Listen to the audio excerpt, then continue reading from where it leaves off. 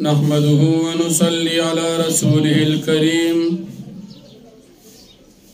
أما بعد فأعوذ بالله من الشيطان الرجيم بسم الله الرحمن الرحيم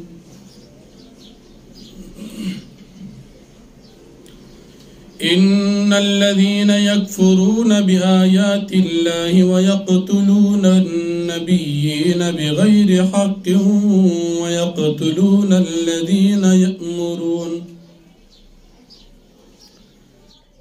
الذين يأمرون بالقسط من الناس فبشرهم بعذاب أليم صدق الله العظيم سورة آل عمران درم پارا یوشتم نمبر آیت دی فمکی آیاتونو کی د یہودیانو عیسیانو سرکشی د نبی علیہ السلام مخالفت او دشمنی بیان شو اس پا دی آیاتونو کی اللہ رب العالمین د یہودیان نور باز خاص قبائح او خباستون ذکر کی اللہ رب العالمین فرمائی کم خلق چد اللہ پاک دا آیاتونو نا انکار کی پیغمبران شہیدان کی نیکان خلق شہیدان کئی دا دوی دا پار دردناک عذاب دی تفسیر ابن ابی حاتم کی رازی چھ نبی کریم صلی اللہ علیہ وسلم فرمائی بنی اسرائیلوں کی پدری سلویخ علاقوں کی دری سلویخ پیغمبرانو دی بنی اسرائیلو پا یو رز باندی دا سحر پا وقت کی دا دری سلویخ پیغمبران شہیدان کرن بیادا دی پیغمبرانو دا امداد دا پارا او دا دی قوم دا نصیحت دا پارا یو سل او یا بزرگان پاسدل او دی خلقو تے نصیحت شروع کو دی بنی اسرائیلو پم دغا و رزبان دی دغا یو سل او یا بزرگان ہم شہیدان کرل اللہ رب العالمین فرمائی چکم خلق پیغمبران شہیدان کئی نیکان خلق شہیدان کئی دا دوی دا پارا بدردناک عذاب ہوئی حضرت ابو عبیدہ ابن الجراح رضی اللہ عنہ فرمائی وی نبی کریم صلی اللہ علیہ وسلم او فرمائل چھ دا قیامت پر رزب دا ٹولنا سخت عذاب چاہتوی وی منگو تعرضو کچھ اللہ پاک و دا غ پیغمبر خفی گی بیا نبی کریم صلی اللہ علیہ وسلم او فرمائل چھ کم انسان پیغمبران شہیدان کئی یا اغا خلق شہیدان کئی چھ اغا امر بالمعروف او نہی عن المنکر کئی نو دی خلق تبا دا قیامت پورز باندے سخترین عذاب بھی او بیا نبی کریم صلی اللہ علیہ وسلم دا آیت کریمہ الستو ان الذین یکفرون بی آیات اللہ ویقتلون النبیین اس دا قتل عام دا پیغمبرانو پا دور کی دا پیغمبرانو دی بن اسرائیلو کڑو بن اسرائیلو دری سلویخ پیغمبران شہیدان کڑو او دا غین علاوہ اغا نیکان بزرگان چاچے نبی کریم چاچے دا پیغمبرانو امداد او مرگیتیا کڑی واغیم شہیدان کڑو اللہ پاک فرمائی دی دا پارا بدترین او سخترین عذاب دی نو پدی بنی اسرائیل و باندی دا اللہ پاک عذاب بوی دا د دې يهوديانو د دې بني اسرائیل قباحت چې دې پیغمبران شهیدان کړي دي او بزرگان نیکان خلک شهیدان کړي دي چې څوک د دې نیکانو قتل کوي دا بد خلق دي او الله پاک فرمایي دی د پاره او بدترین عذاب فبشرهم بعذاب الیم. تو پیغمبران خود نبی کریم صلی اللہ علیہ وسلم نه بعد دنیا ته ناراضي البته دا دویم نمبر ورپسې خلق الذين يأمرون بالقسط من الناس اغه خلق چې خلق ته د نیکي خبرې کوي او د بدین د منکیدو خبرې کوي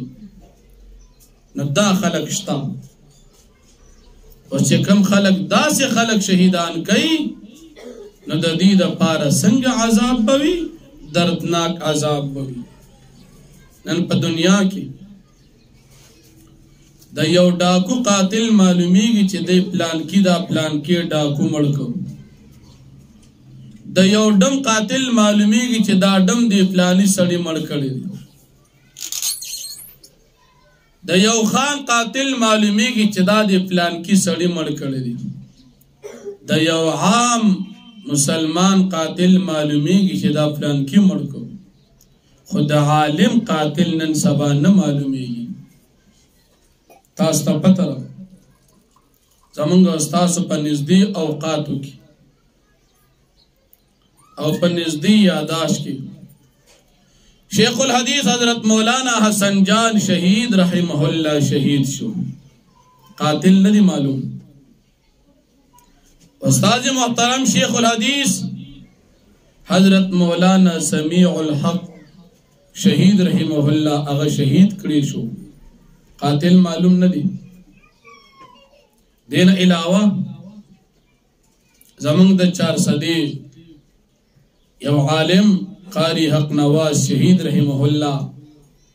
سہر مانزہ ٹیم کی شہید کړي شو قاتل معلوم ندی. او یو سور از یو وړاندې زمانگا دیوبندی عالم مفتی اجاز احمد حقانی سے عبدالتا پا پیخور کے سہر مانزہ ٹیم کی شہید کړي شو قاتل معلوم ندی. زمانگا ډیر نزدې ملګری او دوست جما سردلتا پا جماعت کم سوق پاتے شو حضرت مولانا شفیع اللہ مفتی شفیع اللہ سابق سے شہید اغا شہید کړي شو قاتل معلوم ندی. اس دا خلق چې څوک شهیدان کوي نو دا بد خلق دي. دنیا کې خو به ټیک تا په پیسو په مال دولت باندې دا خلق نامعلوم پاتې شي خدا الله پاک په دربار کې هغه کې نامعلوم نشته هغه ټول معلوم دي. چا چې شیخ سے سمیع الحق شہید رحم اللہ شہید کړو خلق کوئی معلوم نہ دی اللہ تا معلوم دی.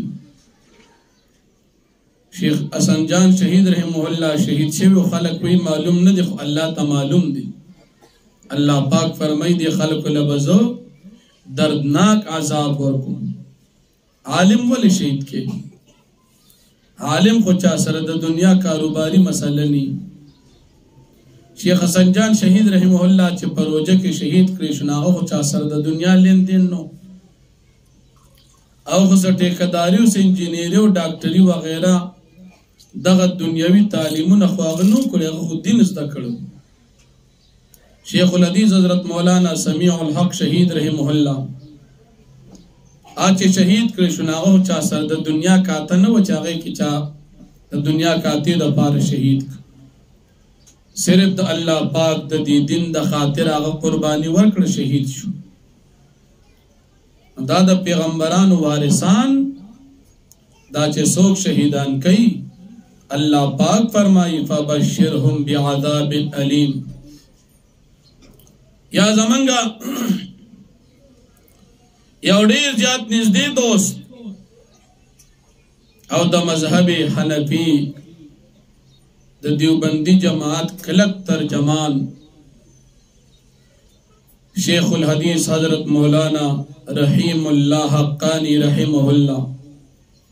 اچې چا شهید کړو نو هغه سره د دنیا لانجې مسلې چا نه وي د دې دین د خاطرې شهید کړو نو د علماو د نیکانو خلکو قتل دا داسې دا خلک کوي لکه څنګه چې بني اسرائیلو د پیغمبرانو قتل کړو د پیغمبرانو خو د دنیا مسلې چا سره نه وي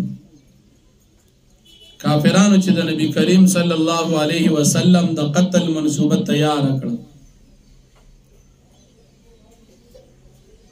او په دارالندوه کې چې ابو جهل دی مشوره وکړه د نبی کریم صلی الله علیه وسلم د شهید کولو نو نبی علیہ السلام تو سلام سره خدای خلق امانتونه خوي نو دنیوي لحاظ سره خو نبی کریم صلی الله علیه وسلم دیمانو نبی ولې د قتل منصوبه تیار کړ د دین د خاطر کافرانو خو نبی علیہ السلام ته صادق او امین وي نبی دشمنی د سکوله د دین هغه دشمنی د پیغمبر علیہ السلام د وارثانو سره خلق کوي او دا سلسله د شهادتونو دا بجاری وي دا د قیامت پورې نه بندي ظالم با الله پاک را پاسی بدبخت قبیح بد شکل بیدین خبیث او علماء به شهیدان کوي او دنیا کې بدا شوکیږي دا نامعلوم دی نو ټیک ته خو به وې نامعلوم دی اگر چې معلوم تا ته ولې نه نامعلوم به تو وا چې خود الله دربار کې خو التبیا به حساب کیږي په زمونږ استاد په دې وطن کې د علماو شهیدان او قاتل نامعلومي او د هر قسم ډاکوان او خائنین او ظالمان او قاتل معلوم وي د الله دربار شته هر سړي سره به د خپل مسؤلیت الله پاک حساب کوي لکه مثال او به وي چې پتاڼه کې سړی اسی چو دی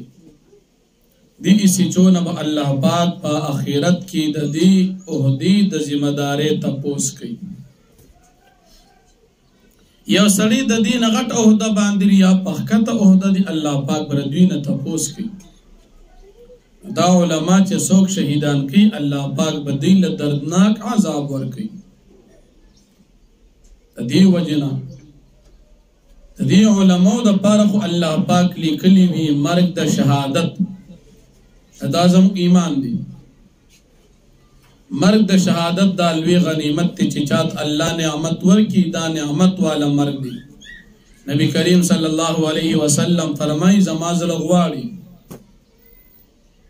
ان اقتل فی سبیل الله چې زه شهید شم د الله پاک په لار کې ثم احیا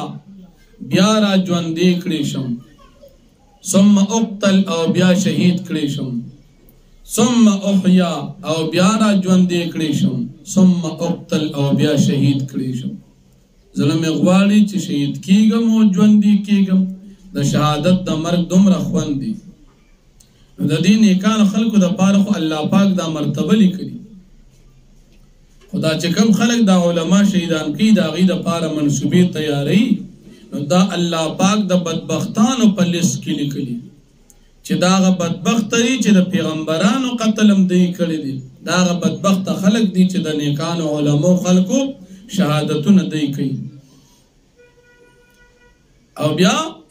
الله پاک فرمای چې د دې ټول اعمال برباد دي اوس یو سړی وي ما عالم شهید کو زه منځونم کوم او روجیم نسم او زکاتونم ورکوم الله فرمای چې اعمال برباد دي ولی عالم شهید کې مسلمان مرګ پدریو وجو روا کیږي یو د قصاص په صورت کې چې قصدن څوک مړ کړي دیم د ارتداد په صورت کې یو سړی مسلمان دی نعوذ بالله مرتد شو د مرګ روا شو او دریم د رجم په صورت کې نعوذ بالله یو سړی وی شادي شودا او زنانه سره زنا وکي نو په داسې صورت کې د دې شادي شودا سړی هغه مرګ رجمن روا دی دین علاوه د مسلمان مرګ ناروا دی دا علماء دا پیغمبران چې د خلکو شهیدان کول نو د پیغمبرانو د علماء خو ګناه دی نه و د درې واړو ګناهونو کې یو ګناه هم دی نه وکړي او بیا هم دی بني اسرائیل پیغمبران شهیدان کړل یا نن سبا علما شهیدان کوي نو دا ولې کوي دا ځکه کوي چې دا بدبخت دي الله لیکلی دی چې دا بدبخت خلق دي چې د علماء په تکلیف کې د دې کوشش دي الله دې موږ د علماء د تکلیف نه اوساتي او الله جل شانه دې زموږ د علماء حفاظت وکړي څومره مدرسې او جماعتونه دي الله دې د ټولو حفاظت وکړي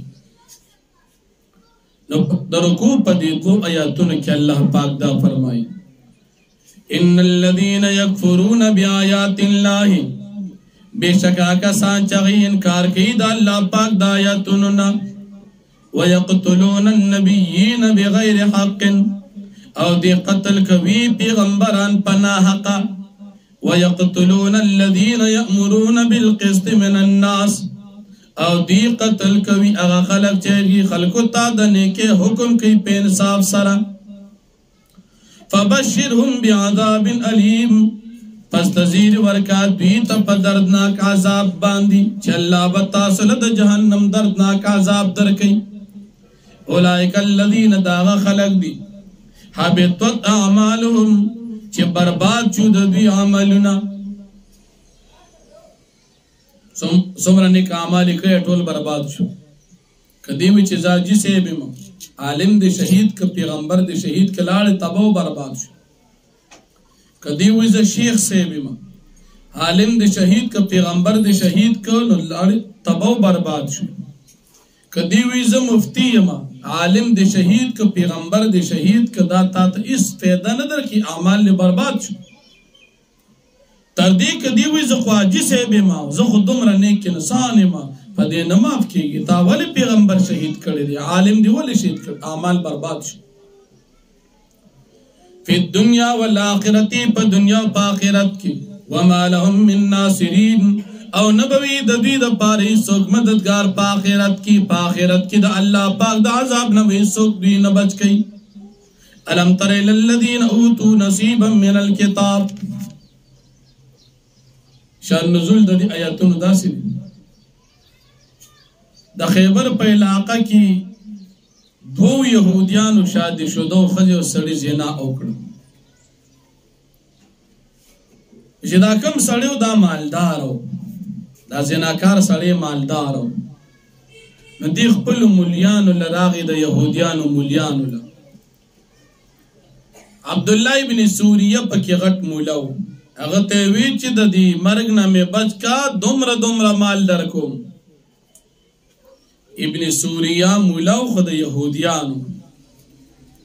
حق مسئلے پټکړه چې حق مسئلے پټکړه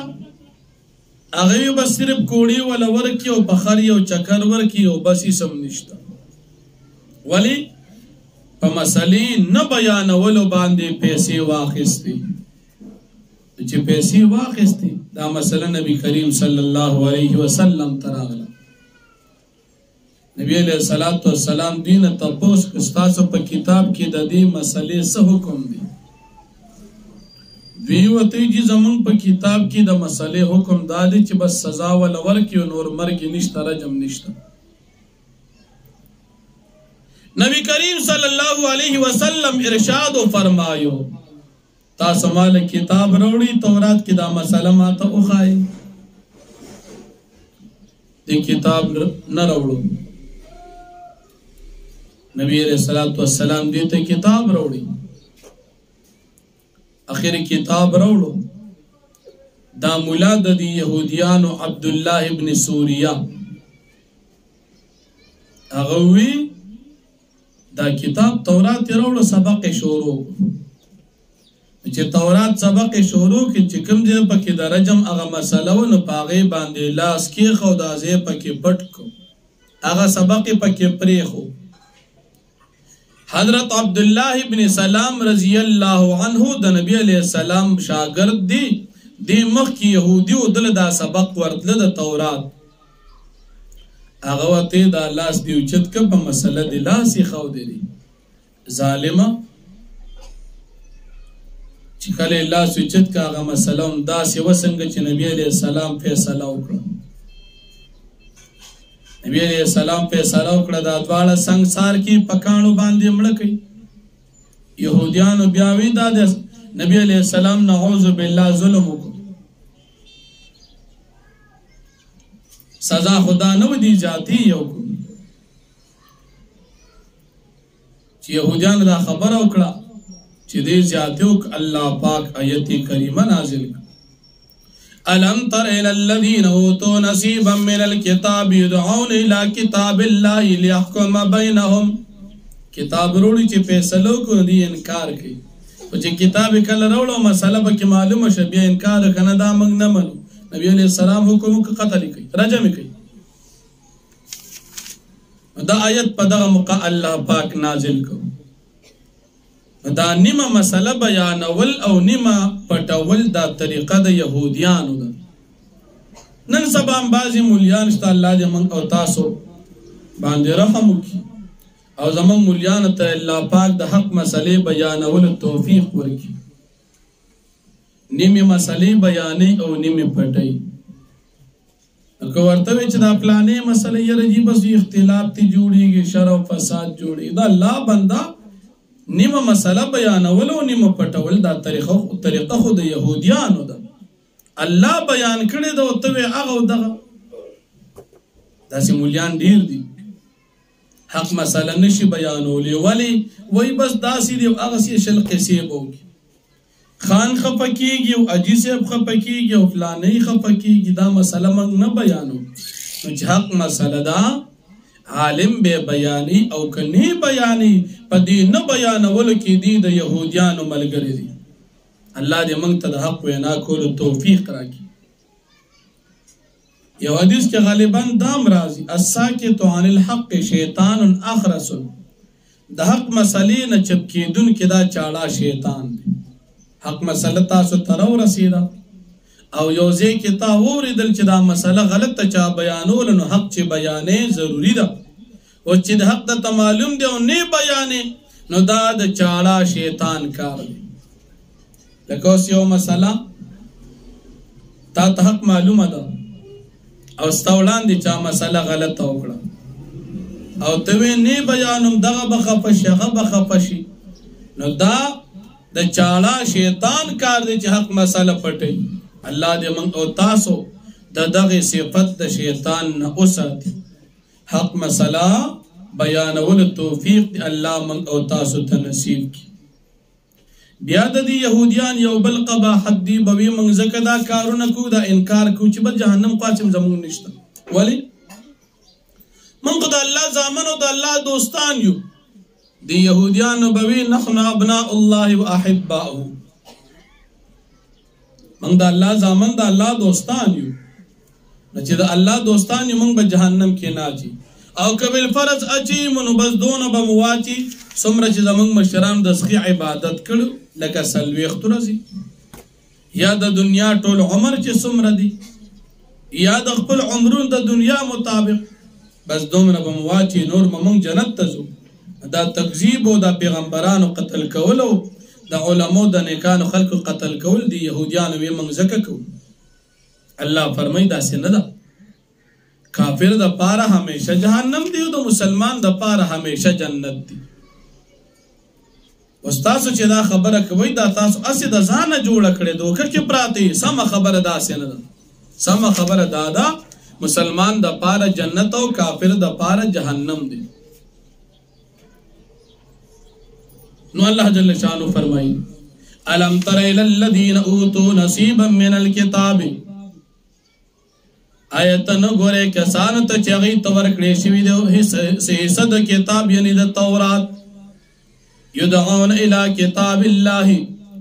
دوی رابل لشي د الله پاک کتاب ته ليحكم بينهم د پارا دی چې دا کتاب فیصلو کې د دوی په منځ کې کړه دی هغه مسله و دوی رابل لشي چې راشي په تورات په فیصلو ثم يتولى فريق منهم وهم معرضون. بیا اعراض کو اعراض کوي وډل د دیو دی همیشه عادت د اعراض کوي دی اعراض کوونکی دی. ذالک دوی دا گناهونه زکه کوي بیا نو به شک دوی چې قالو وای دا يهوديان لن تمسنا النار الا ایاما معدودات هیڅ کله به موږ اور نسوځي مگر د شمېر ورځې وغرهم فی دینهم ما کانوا یفترون او دوکه کې چولی دی د دې په دې دین کې هغه خبرو چې دی د ځان نه جوړي د دې د ګناهونو او کفر ولې کوي دا د دروغ خبرو دوکه کې چولی د یمن به جهنم ته نزو چې جهنم ته نزي دی موږ ځکه کفر کوو پروا نشته فکیف اذا جمعناهم پسنګ حال بوي چې کله موږ راجمع کړو لیوم پاغه ورځ کې لا ریب فی چې په کې قسم شک نشته قیامت ورځ ده ووفیت کل نفس ما کسبت هم لا یظلمون او پورا بدلی به ورکړي هر یو نفس ته د عمل او په دې باندې به اس قسم ظلم نشي کولی قل اللهم مالک الملک د خندق غزا و نبی کریم صلی الله علیه وسلم صحابه کرام را جمع کړل دیر زر کافرانو په یوځای مختلف قبایلو د یهودو د عیسایانو کافرانو مشرکانو د مکی په شریکه باندې په مدینه منوره باندې حمله کوله نبی علیہ الصلوۃ والسلام صحابه کرام را جمع کړل مشوره کو حضرت سلمان فارسی رضی الله عنه هغه او فرمایل جی زمونږه په فارس کې د جنگونو ترتیب دو چې کله به یو مقابله ډیره ګرانه و دشمن بډې زیات نو موږ به د خپل ځین غیر چاپیره خندق وکنو او زما مشوره دادا چې د دې مدینه منورې غیر چاپیره خندق وکنو نو په دې سره به موږ د دشمن د دې تکلیف نه بچو نبی کریم صلی الله علیه وسلم او صحابه کرام د حضرت سلمان فارسی رضی الله عنه مشوره خوخه کړه نبی علیہ السلام صحابه کرام ته فرمایل لس ملګری سلویخ غزا خندق وکنوي نبی علیہ السلام په خپل باندې ځان سره پلک را واغښت غټ سټک او اسباب د کنيستو را واغښتل کودي شروع شو مدینه منورې نه غیر چاپیره خندق کني دومره لاندې به خندق رسوي چې ابو ته نږدې شي او دومره غټ خندق به کنوي چې استې ټوپ نشي والی خندق باندې کار شروع شو حضرت سلمان فارسی رضی الله عنه په حصہ کې یو غټ کانې راووتو او کانې ډېر غټو نبی علیہ الصلوۃ والسلام تراغی جی زما په حصہ کې یو غټ کانې راووتو نبی کریم صلی الله علیه وسلم او فرمایل چې زه درځم ورغلم نبی کریم صلی الله علیه وسلم په خپل لاس مبارک باندې هغه پلک اوچت کو دی غټ کانی لرا واچو چې دی غټ کانی لرا واچو هغه غټ کانی نه یو حصہ جدا شو خو دې داسې لمبه وکړه چې لمبه وکړه رڼا ته لاړه نبی علیہ الصلوۃ والسلام او فرمایل الله اکبر صحابه کرام او فرمایل الله اکبر بیا نبی علیہ السلام او فرمایل چې پدی رڼا کی ماتا د فارس محلات الله پاک کار کړل ویم گزارې چې راواچو بیا یو لمبه لاړه نبی علیہ الصلوۃ والسلام او فرمایل الله اکبر صحابه او فرمایل الله اکبر نبی علیہ السلام او فرمایل چې الله پاک ما ته پدی رڼا کی د روم سر محلات کار کړل دریم پیره چې پلک راواچو بیا یو لمبه لاړه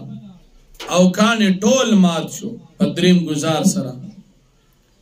بیا نبی علیہ السلام او فرمایل چې مات الله پاک په دې رڼا کې د یمن چې کوم دارالخلافه د صنعا ښار داغي اوچت محلات الله پاک مات او خودل چې دا خبره نبی کریم صلی الله علیه وسلم وکړي او بیا او فرمایل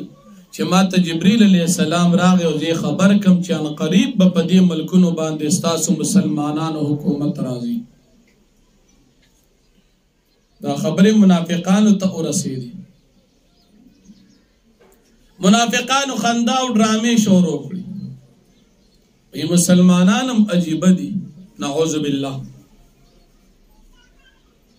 وی مسلمانان استاذ دا پیغمبر ساجب خبرې کوي.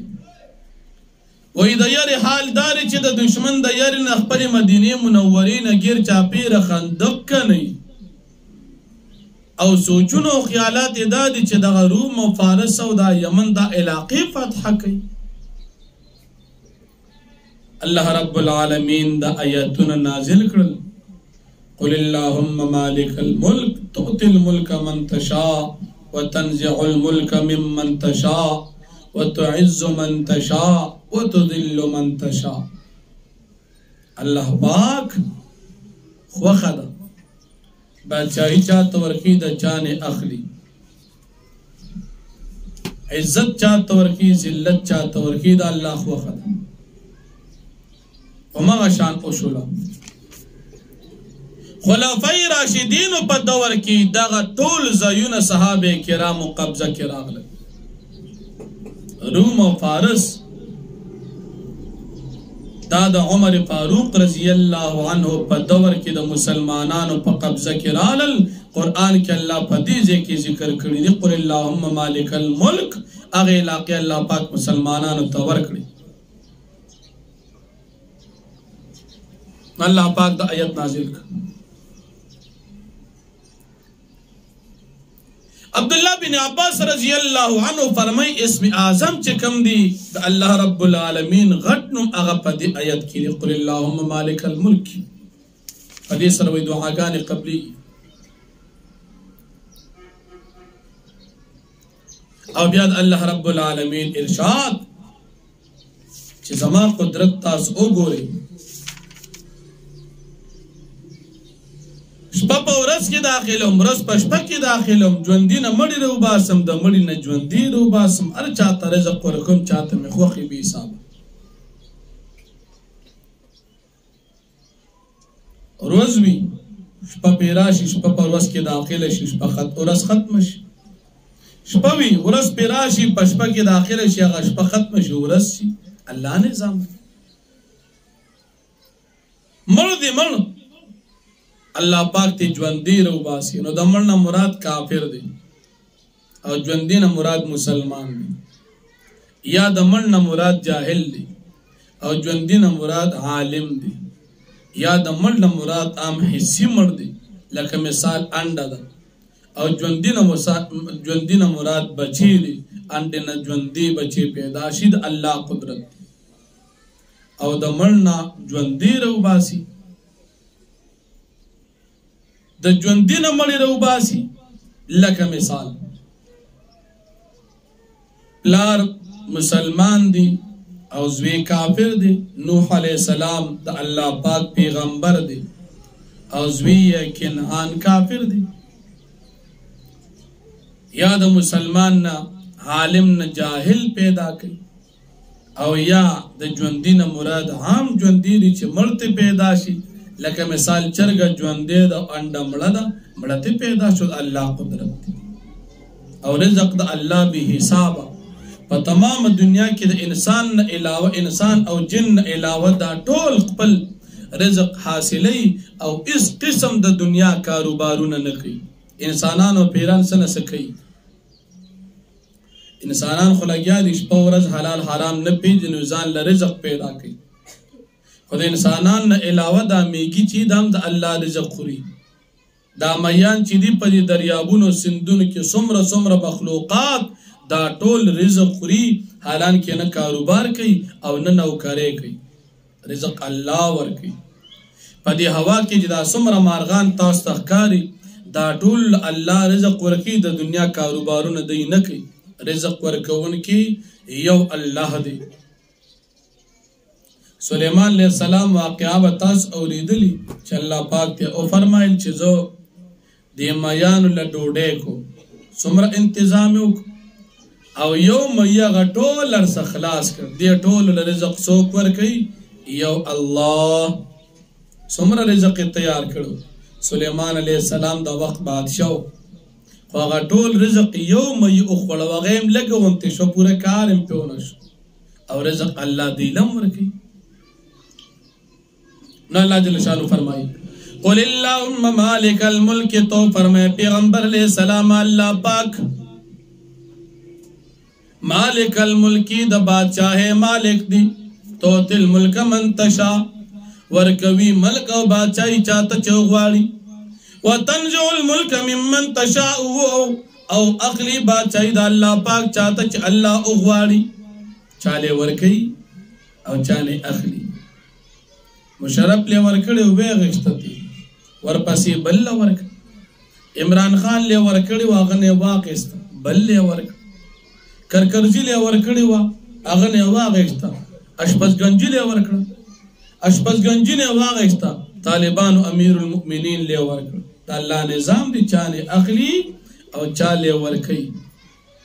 تا باز خلق ہوئی حامد کرزیم خساڑی و اشرف غنی سیبم خساڑی نو خساڑی ان انگریزان بیدل راوستن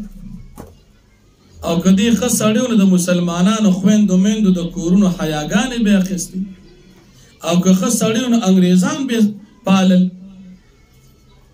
او که خس سړیو انګریزانو بخوخو خو خس سړی نو کنه که خس سړیو د دین بخوخو دیندار خلق به خوخو مسلمانان به خوخو مسلمانانو حیا به خوخو عزت به خوخو د مسلمانانو غیرت به خوخو حالان کې هغه کې غیرت نو غیرت دغه چې انګریزانو به د مسلمانانو بې عزتي کولو دی بوته قتل غیرت دغه چې د مسلمانانو تور سرو حیادار زنانو بې عزتي به دغه سرو کافرانو غشتله او دی به څوکیداری کوله دا غیرت نو دا خسړې نو نیو کرکرزو او دا بل اشپزګنجو الله پاک دی ورته هدایت کی او که هدایت یا قسمت کینی نو الله دی مقدس مکی تا خط کی ډیر مسلمانان شهیدان کړي خو حساب باور کوي څنګه زمنګ دی وطن کې جنرال پرویز مشرف ظلمونه ډیر زیات کړو اوس د حساب کتاب زی تر رسیدل دي مړ شوی دی د قشان یو ورځ بدیم رسی د دې ظلمونو جواب التوي د ظالم عمر کمی الله پاک رانی سی الله د او تاسو د ظالم کېدو مظلوم کېدو دواړو نه اوساتي نو فرمایي وتنزع الملك ممن تشاء او الله پاک اخلی بادشاہی د چانه چلا او غواړي تکاش بس گنجي وتعز من تشاء او عزت ورکه الله پاک چاته چ او غواړي وتذل من تشاء او ذلت ورکی چاہتا چا اغوالی بیدک الخیر ساپلاس الخیر و خیر دی انکا علا کل شیئن قدیر یقیناً تچ اللہ پاک پارسیز باندے قادر تولج اللیل فی النهار و تولج النهار فی اللیل داخلی اللہ پاک شپا پورس کے ورس پشپا کی تداخلی شپی لر پورس کے و داخلی ورس لر پشپی کی وتخرج الحي من الميت وتخرج الميت من الحي او تروباسي ژوندۍ د مړي نه مړي د ژوندۍ نه وترزق من تشاء بغیر حساب او ترزق ورکه چاته چې تو غواړي بي حساب لا يتخذ المؤمنون الكافرين اولياء من دون المؤمنين پدې یاتونو کې الله پاک مؤمنان د کافرانو سره د دوستانه نه منکي چې تاسو مسلمانان د کافرانو سره دوستانه مکوئ کافرانو سره د تعلق ساتلو درې قسم دي اولنی قسم ته موالات وي دویم قسم ته مدارات وي او دریم قسم ته مؤاسات وي موالات د زړه دوستانه دا په هیڅ صورت باندې د کافر سره جایز نه ده مسلمان به د کافر سره مینه نه ساتي په هیڅ صورت که پر رضا باندې که په ناراضګۍ باندې خو مسلمان به د کافر سره دوستانه نه کوي دا موالات دویم قسم مدارات دي مدارات مخامخ تعلق ساتلو ته وایي نو پدې کې درې قسم دي. اول قسم دا دي بلکې څلور قسم دي، یو پکې ناجایز دی او درې جایز دي. اول قسم پدې کې داري په مدارات کې چې د کافر نه د ضرر بچ کېدو د پاره وسره ته ظاهري تعلق ساتي. کافر دي شر پسند دي، د شر او د ضرر نه ځان بچ کول د پاره وسره ظاهري تعلق ساتي، دا جایز دي. دویم، کافر سره د خپل دین د هدایت په امید باندې تعلق ساتي، یره تعلق وسره ساتم سپترګي الله هدایت ورک، دا جایز دي. او دریم، د کافر ملمستیا د خپل غرضی دنیوي په بنا باندې جایز ده. دنیا کاروبار دی، ډوډۍ دی ولو کړه، کافر ته راځه تم اخرى، دا جایز دي. او کنا ملمستیا دی وسره وکړه یا تعلق دی ساتل، خو پدې کې ضروري دینی وستا، نو په داسې صورت کې د کافر سره دا مدارات هم بیا جایز نه دي. او سلورم قسم مؤاسات، کلی ولس غم خادي، داغه په خفګان کې هغه سره غم دردی کول، نو دا د جنگ په صورت کې جایز نه دي. عام حالاتو کې د کافر سره دا جایز دي. لکه مثال واده ډوډۍ دعوت ته کافر تم ورکه خیر، کافرانو کې مړ شوی دي داغي رواج باندې نزي اسی ورچکر شوی، دا جایز دي. نو دا درې قسم تعلقات دي. موالات مطلقاً حرام، مدارات درې قسمونه جایز او یو ناجایز، او دریم قسم مواسات غم قادی کلی ولس د کافر سره دغه جایز ده. نو الله جل شانه په دې آیاتونو کې مسلمانان د کافرانو سره دوستانی نه منکي. په دې کې یو لفظ راځي الا ان تتقوا منهم تقاه، مگر که تاسو ځان بچ کوئ د دوی نه په ځان بچ کولو ده، بیا سره تعلق ساتل شي. شیعاګان وی د دین مراد تقیه ده.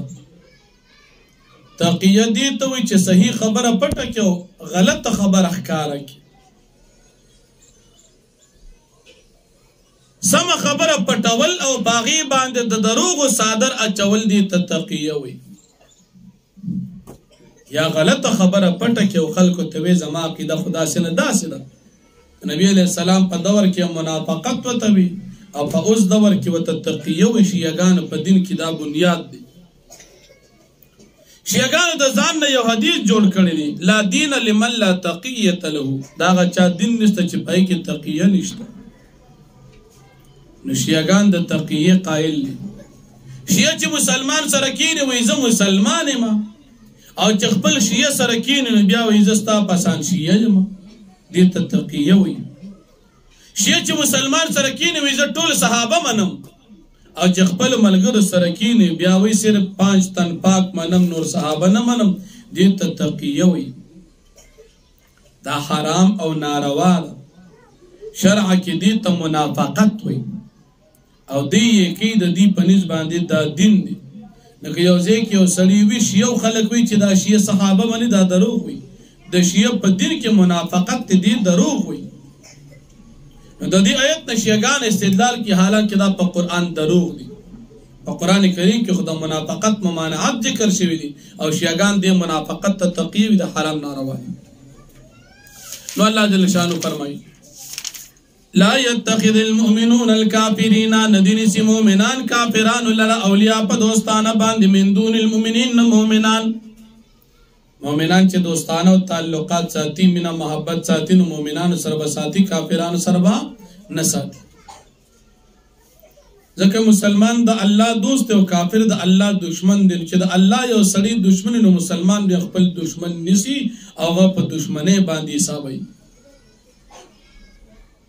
ومن يفعل ذلك، او چاچو کو دا کار، فليس من الله في شيء، کافر سره دوستانه وکړه، فليس من الله في شيء، پس دینه د الله پاک د طرف نه په هیڅ دین باندې. الا ان تتقوا منهم تقا مگر دا که تاسو ځان بچ کوي د دوی نه په ځان بچ کولو سره تاسو یریږي د دوی نه په یریدلو سره ظاهري تعلق ورسره وساتئ چې هغې ته مدارات وایي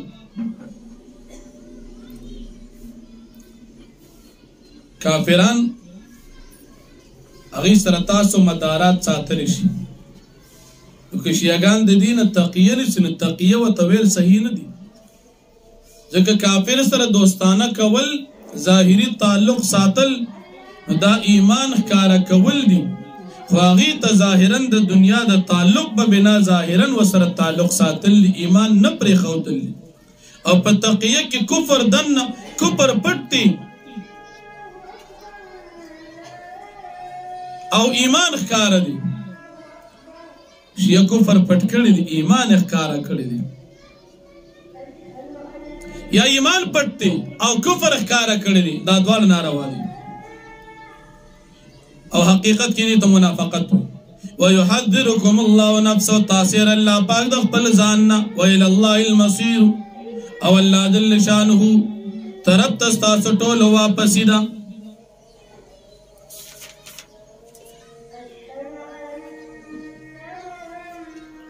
قل تو فرمائے پیغمبر علیہ السلام ان تخفوا ما فی صدورکم کچری تاسو پټوي هغه څه چې تاسو په زړونو کې دي د کافرانو سره محبت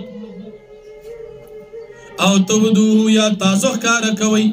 یعلم الله الله پاک دې پیژني ویعلم ما فی السماوات و ما فی الارض او الله پاک پیږي په هغه څه باندې چې په اسمانونو کې دي او په هغه څه چې په ځمکو کې دي والله علی کل شیء قدیر او الله پاک په هر څیز باندې قادر دی یوم په ورځ باندې یاد کا ورځ تجد كل نفس چمومی بعد یو نفس ما عملت بدل رد عمل من خیر اندنی کے محضورا حاضرا وما عملت من سوء دی بمومی اغا بدل دخپل عمل د گنا تودو خوخویبا محبوب بگنی دا بندا لو ان بینها و بین امدن بعیدا کاچوی پا ما بین ددو پا ما بین دی گنا دی سزا کی امدن بعیدا زمانا او فاصلہ دیرا ویحذرکم اللہ نفسا او الله پاک یری تاسو د خپل ځان نه والله رؤوف بالعباد او الله پاک ډیر زیات مهربان دی په خپل بندگانو باندې قل ان کنتم تحبون الله فاتبعوني يحببكم الله ويغفر لكم ذنوبكم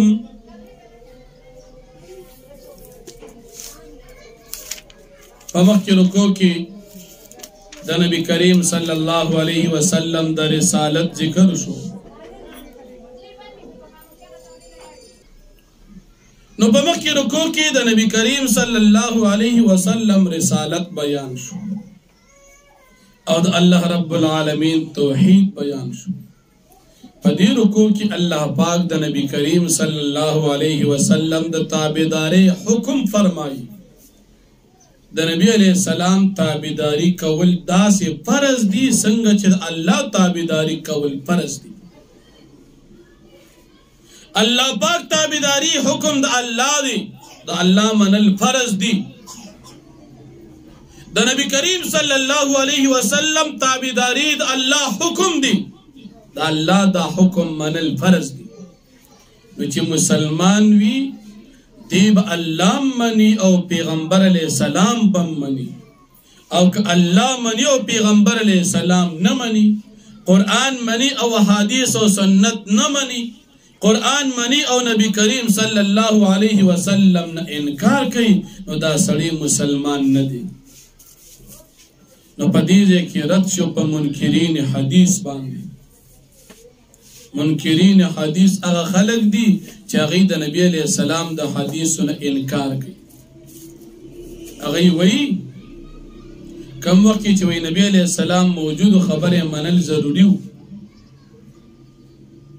او چې کله نبی علیہ السلام د دنیا نه تشریف یوړو خبره منل ضروری نه دي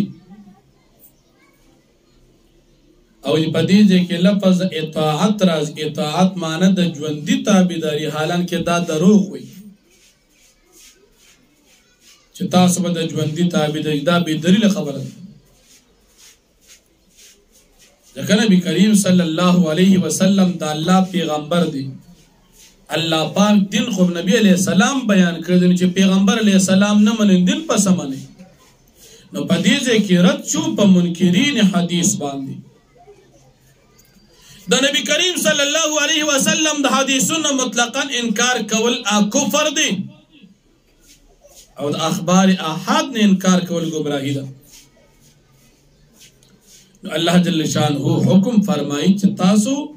زمام اومنئ او د دې پیغمبر علیه السلام اومنئ. که تاسو وایئ چې موږ د الله سره مینه ساتو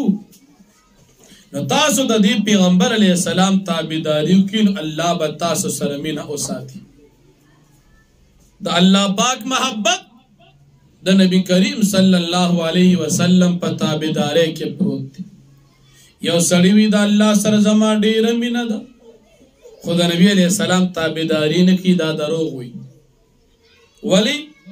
د الله محبت د نبی علیه السلام په تابعداري کې پروت دی. نو چې د نبی علیه السلام تابعداري نه کوي نو الله سره ستا مینه نشته، دروغ وي. که ته وایې چې زه د الله سره مینه کوم او ما سره الله جل شانه مینه کوي د هغې دپاره بنیاد دلته ذکر کیږي د پیغمبر علیه السلام تابعداري کوه. الله جل شانه او تاسو ته د نبی کریم صلی الله علیه وسلم تابعداري نصیب کی او د نبی علیه السلام محبت الله او تاسو ته نصیب کی. د نبی علیه السلام تابعداري د هغې محبت د هغې د شاګردانو تابعداري او د هغې محبت دا زموږ د ایمان حصه ده. بیا الله رب العالمین یو څو پیغمبران ذکر کوي چې د نبی کریم صلی الله علیه وسلم د رسالت دلیل دی. الله پاک فرمای ان الله اصطفى آدم ونوحا وآل ابراهیم وآل عمران علی العالمین. آدم علیہ السلام الله خوښ کړو، نوح علیہ السلام خوښ کړو، ابراهیم علیہ السلام او دغه اولاد خوښ کړو، عمران اولاد خوښ کړو چې هغه حضرت مریم علیہ السلام. دا د نبی علیہ السلام د پیغمبرۍ دلیل دی. او دې کې د مسلمانانو یو عقیده او د شیعه قادیانان د عقیدې تردید ذکر کیږي. قادیانان وی دا نبوت چې ملاویږي دا وی په خپل عمل ملاوي. الله فرمایي چې دا پیغمبران خوخم دا زق خوخم په خپل عمل باندې پیغمبري نه ملاوي. نو قادیانې دروغ وی.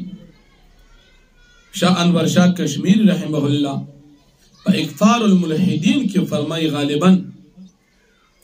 چې د قادیانی د کفر یو وجه دا ده چې قادیانی وی پیغمبري او نبوت دا په عمل دی، الله وی چې دا په عمل نه دی بلکې دا زما په خوخه دی. نو قادیانی په دې یو وجه کافر دی. او بیا الله پاک د حضرت عمران سے چې د بیبي مریم پلارو داغه منخت ذکر کی. د بیبي مریم مور و هغه منخت وکړه که زما دا بچی الله پاک پیدا کدا بزو د الله د پاره وقف کوم. د بیبي مریم مور دا منخت وکړه او په مخکې وخت کې مخکې شریعتونو کې د خپل بچی داسې طریقې سره وقف کول جایز و. د دې نوم حنا بنت فاقوده د بیبي مریم د مور دانو یا حمنا یا حنا دوار اقوال علماء ذکر کړي دي. دی بیبي منخت وکړه که الله پاک ما ته زما په دا ګیډه کې سیدا بچی پیدا کړه دا به آزاد وي د الله د دین د پاره دنیا به په د باندې نه حاصلو. کله چې بچی پیدا شو هغه جنې پیدا شو د دې خیال دو چې زوی به پیدا شو د بیت المقدس خدمت پکې ځکه خاون مې د بیت المقدس امام نو دی بم سبا امام او عالم نیک سړی وي. لوري پیدا شو الله رب العالمین ته خپل فریاد وکړ چې یا الله زما خو لور پیدا شو زما خدا منخ تمادي د پاره کړ چې زوی مم پیدا شي آبا خدمت کی. چې لوري پیدا شو دی له نوم کې خو د مریم د دې نوم انتخاب دی مور کو مریم خپل معنی د عابده عبادت گزار زنانا او بید الله رب العالمین نه پناه غوښتل یا الله زما د لور مریم او د دې چې کوم بچی پیدا کیږي هغه د شیطان نه بچ کا چې منښت وکړه لور پیدا شو لور جماعت ته راوړه چې جماعت ته راوړه د دې لور خدمت به څوک کوي په جماعت کې یو کم 10 من جوران ناستی د بیت المقدس عالمان او طالبان ناستی د دې خدمتګاران ناستی هر یو وی چې دا خو زمونږ د امام لور ده چې دا ثوابونه زو ګټم خدمت پیزو کوم هر یو داوی په دې خادمانو کې حضرت زکریا علیه السلام هم ناست دی وخت لا نبوت غالبا نو ملو شوی یا ملو شوی په هر حال د زکریا علیه السلام په نکاح کې د بیبي مریم ترور پاتې کېدا عیشا بنت فاقوده د بیبي مریم مور او د زکریا علیه السلام بیبي دا خویندې وي زکریا علیه السلام می چې د دې د خدمت حقدار زیم ځکه چې د دې ترور زما په نکاح کې ده نه هغه به د دې ښه کفالت وکړي ایوته نه منګم دا غواړو چې د دې خپل استاد د دې لور خدمت منګو بهر حال په دې باندې به زه قرآن اندازي وکړو هغه قلمونه چې پاغي دي تورات لیکو هغه قلمونه په نهر اردن کې واچول قرآن اندازي په دې باندې شو چې کوم قلم په اوبو کې په مخالف جانب روان شو هغه سړی با د دې بیبي مریم خدمت کوي قلم واچول زکریا علیه السلام قلم په اوبو کې په مخالف سمت روان شو مخالف طرف باندې روان شو بیبي مریم کفالت کې د دوی ورسېدله جماعت سره خوا کې زکریا علیه السلام د دې یو کوټه جوړه کړه خاص چې حفاظت هم کوي او دیکھبال کوي بیبي مریم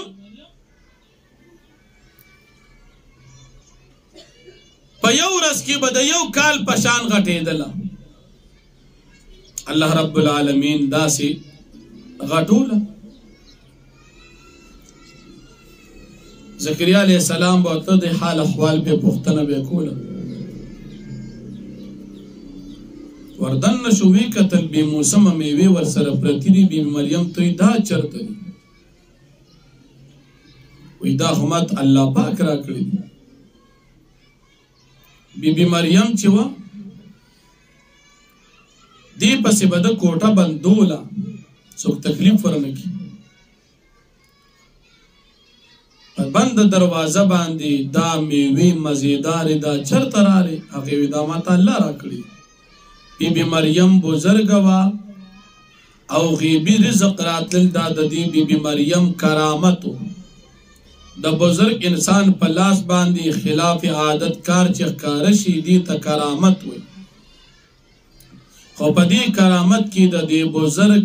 کار او اختیار ني دا د الله قدرت پی چې کار شي د بزرگ په لاس د نبی په لاس چې کار شي غي ته معجزه وي او دا فاسق او کافر په لاس چې کار شغیت استدراج او سحر جادو وي خو بهر حال چې کله زکریا علیه السلام دا ولیدل زکریا علیه السلام تر دې وخت بچی نشته زړه کې تمنا رااله یا الله چې دې لبي موسم میوه ورکول شي تازه نو مال به پدی وخت کې پدی بډاوالي عمر کې زویمرا کول شي زویرا لراک داس اولاد را الله کا غچ هغه نیک مسلمان بد الله نه داسې بچي غواړي چې هغه نیکانی الله پاک دعا قبول کړ جبرئیل علیہ السلام راغی زکریا علیہ السلام په بیت المقدس کې په جمعات کې تهجد و منس کوي. جبريل علیہ السلام زیر ورکړي چې الله به تعالی زوی درکړي چې دا غنوم به یحیی وي. مبارک شه زوی به دې کېږي، زوی نوم به دې یحیی وي. د عیسی علیہ السلام مرګتیا به کوي او دا به د علم او د فضیلت خاوند دي او د ده به خصوصیت دا وي چې دی به واده نه کوي، زنانو ته به شوق نه. بل خصوصیت به دا وي چې دله موږ نبوت ورکړو، دا به د الله پیغمبر او دا به د نیکانو خلکو نه. زکریا علیہ السلام ته چې خوشخبری ملو شو، هغه بیا تپوس وکړو چې یا الله ما ته دا بچی ملاویږي نو دا به زه ځوان کېږم او که نه هم په دې بوډاوالي عمر کې. زکریا علیہ السلام عمر په دې وخت کې 100 کاله دی، 6 کاله عمر دی او د بیبي عمر 2 کاله دی. نو بیبي یې مخکې بچونو شوي شنډه وه، دواړه بوډاګان هم دي. الله پاک ورته وفرمایل چې همدغه شان به ته یې څنګه چې دواړه یې همدې حالت کې به ستاسو زوی یحیی علیہ السلام کېږي. وی یا الله نو بیا له څه علامو څه نښه وګرځوه چې ما ته پته لګي. الله پاک ورته وفرمایل نښه دې دا ده چې ته به 3 ورځې بغیر د څه عذر او بیمارۍ نه خبرې چا سره نشي کولی. 3 ورځې به خبرې ته نشي کولی. ته په دغه وخت کې په اشارې سره خبرې کې، خو دغه وخت کې به ستا ذمهداري دا وي چې ته به ذکر د الله ډېر کې، منځونه به کې، الله به یادې. الله جل شانه زکریا علیہ السلام ته یحیی علیہ السلام زوی بیا ورک. نو په دې رکوع کې دغه واقعات ذکر کېږي. نو فرمایي قل تو فرمائے پیغمبر علیہ السلام ان کنتم تحبون اللہ، کچر تاسو محبت ساتی دا اللہ پاک سر فتبعونی، تاسو ما سر زما تابداریو کی یحببکم اللہ، اللہ بتاسو سر منو ساتی، ویغفر لکم ذنوبکم، او اللہ پاک بماف کی استاسو گناہونا، واللہ غفور الرحیم، او اللہ پاک بخون کے مہربان دی. قلتو فرمائے پیغمبر علیہ السلام اطیع اللہ، تاسو دا اللہ پاک تابداریو کی، والرسولو دا پیغمبر دا اللہ تابداریو کی. فَإِن تَوَلَّوْا پس کچردی مخوارو، فَإِنَّ اللَّهَ لَا يُحِبُّ الْكَافِرِينَ پس بے شک اللہ پاک منن ساتی دا کافرانو سرا. ان اللہ اصطفى آدم بے شک اللہ پاک وقت دی غرکڑی آدم علیہ السلام، غرکڑی دی دا نبوت دا پارا، غرکڑی دی دا جنت دا پیدائش دا جنت دا پارا اسیدل، غرکڑی دی دا فرشتو دا سجدی دا پارا، غرکڑی دی دا طول انسانانو دا پارا دا پلار پا حیثیت باندی پلاری والا جوڑ کردی دی. ونوحن او اللہ پاک وقت دی نوح علیہ السلام چه دا آدم ثانی دی، دا نوح علیہ السلام بچی با دا آدم علیہ السلام نباد ٹول بچی و بیا ردوی. طوفان نوح کی بیا ٹول خلق وفات شو، صرف دا نوح علیہ السلام دا اولاد بچی خوارشو. نن پا تمام دنیا کے نسانان دا نوح علیہ السلام بچی. و آل ابراہیم او ابراہیم علیہ السلام او آل دا ابراہیم علیہ السلام مراد اسماعیل علیہ السلام، اسحاق علیہ السلام، یعقوب علیہ السلام دی، نبی علیہ السلام دی. وآل عمران آل دا عمران، عمران لور مریم و او دا مریم زوی عیسیٰ علیہ السلام دی. آل العالمین پخپل دور مخلوقاتو باندی، ذریتاً بعضها من بعض، دا بولاد دی بازی دا دی دا بازینا. واللہ سمیع علیم، اللہ پاک اوریدن کیوں فی ذات تی.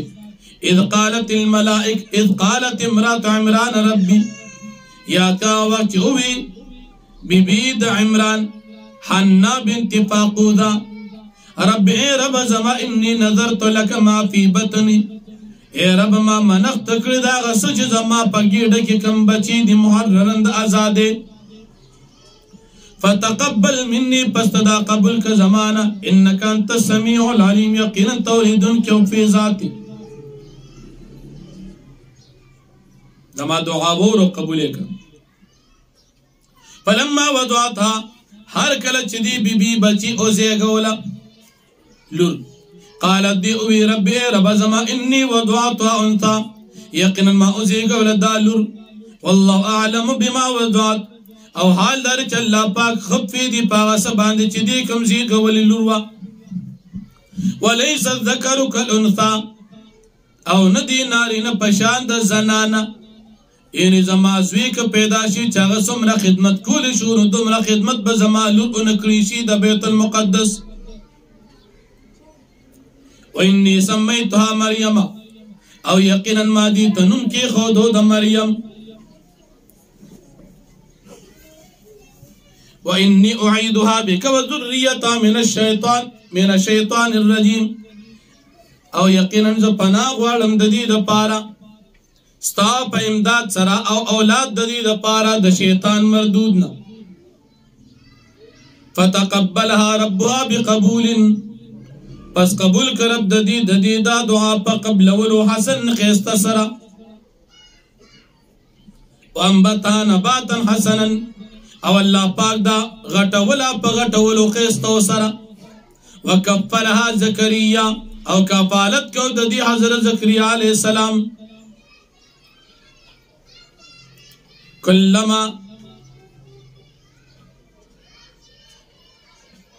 هر کلا دخل علیها چې دی بداخل شو دیتا زکریا علیہ السلام بداخل شو بی بی مریم تال محراب جماعت تا ایک کمرے تا وجد عندها رزقا او بے مندود دی بی بی سرا بی بی مریم سرا رزق بی موسما قال یا مریم انا لکی هذا او بی زکریا علیہ السلام چرتن دستا دا پارا دا رزق قالت هو من عند اللہ دی بی بی دا اللہ پاک دا طرف نہیں دا جنتنا ان اللہ یرزق من یشاء بغیر حساب بے شک اللہ پاک رزق ورکی چاہتا چوغواری بی حسابا هنالکم پدغ وخم پدغ زی دعا زکریا ربا دعا کر زکریا علیہ السلام دخبل ربنا قال رب هب لي من لدنك ذرية طيبة اے رب تما تراک دخبل جانبنا اولاد نیک انك سميع الدعاء یقینا توریدن کی دعائی فنادته الملائکة پس آواز کو زکریا علیہ السلام تا فرشتی جبریل علیہ السلام هو قائم يصلي في المحراب او دی ولاړو چې منځ کولو د تهجد په جماعت کې ان الله يبشرك بيحيى مصدقا بكلمه چې الله پاک خوش خبری درکې تا په یو ځی باندې چې دا نوم به یحیی علیه السلام وي مصدقا دی په تصدیق کوي بکلمه من الله د عیسی علیه السلام چې پیدا شي په کلمې د الله نه الله پاک کلمه کن باغی باندې عیسی علیه السلام پیدا شوی د خپل مور بی مریم وسیدا او دی بسردار وی وحسورا او دی بنوی دوادنا ونبیا او دی بنبی من الصالحین د نیکانو خلق نبوی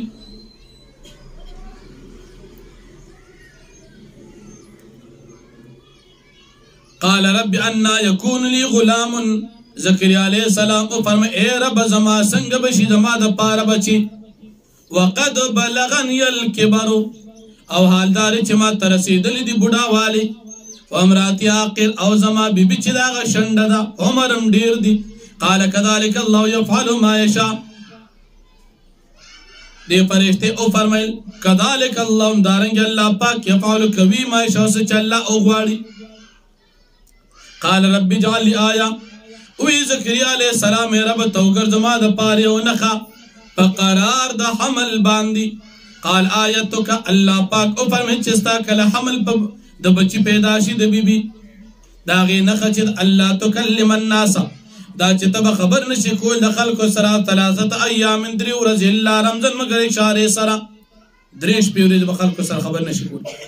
وذكر ربك كثيرا او تیاد خپل لب ډیر وسبح بالعشي والابكار او تسبیح بیان وا بالعشي په وخت د ماقام والابكار په وخت د سحر کې یاتنا مراد منځ